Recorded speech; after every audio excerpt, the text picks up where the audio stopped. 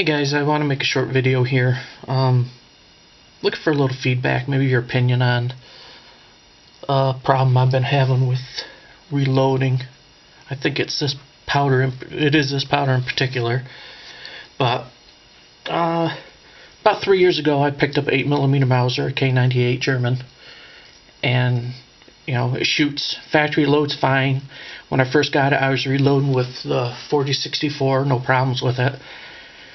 Then I started getting low on the 40-64, so I went back to the gun shop, and sure enough, it was when the whole reloading supply shortage was hitting. So all he really had left that I could use in that was this 2520, so I picked it up. I decided I'd just use that in my 8mm and save the rest of my 40-64 for the other stuff that I already had loads built up for. So I reloaded a couple shells, got something built up that I liked, and decided, I'd reload a case. I stick to 50 because that's what fits in my cartridge box. So I loaded them up. So wintertime came and I decided to go out shooting. And I went out, shot a couple shots. Then I went to fire another one off and I heard he pulled trigger, click, boom. So I thought, that's weird, a little hang fire.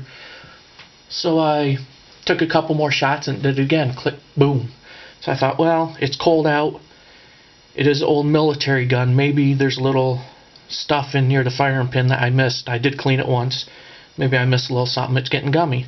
So I quit for the day, went home, cleaned it. And next time I went out to shoot, it was warm weather, summertime, spring, whatever. Shot a couple shells off. All of a sudden I got a, pull trigger, click, boom. But this time I got a puff of gases back at me. So I'm like, that's weird again, So I took a couple more shots and lo and behold, it did it again. So needless to say, out of about 20 shots, it probably did it 3 times. So I gave up on that. I didn't like that, the gases coming back in your face. I guess I wouldn't like shooting a flintlock at all then. So anyway, I went home and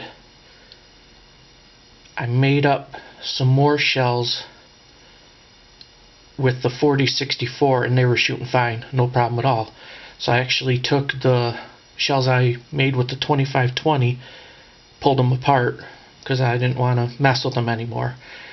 Now I'm wondering why. It seems like it's the powder. I don't know why though.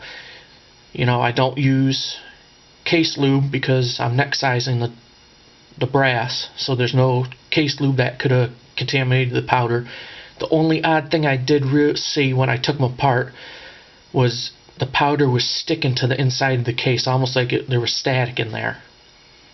I don't remember when I loaded them, if it was humid that day, or I don't know what could cause it to do that.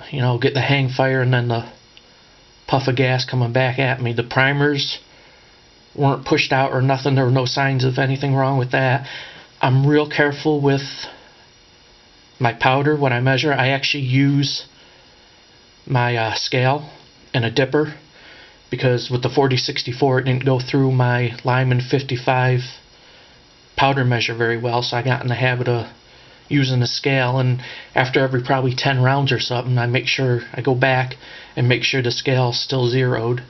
So I don't think there was any issue with, not enough powder in the case. I'm shooting, I think it's around, according to the book, it's around 22 to 2400 feet per second, so it's not like it's an underpowered load or anything. I'm just wondering, if it could be something with the powder. I don't really want to take and,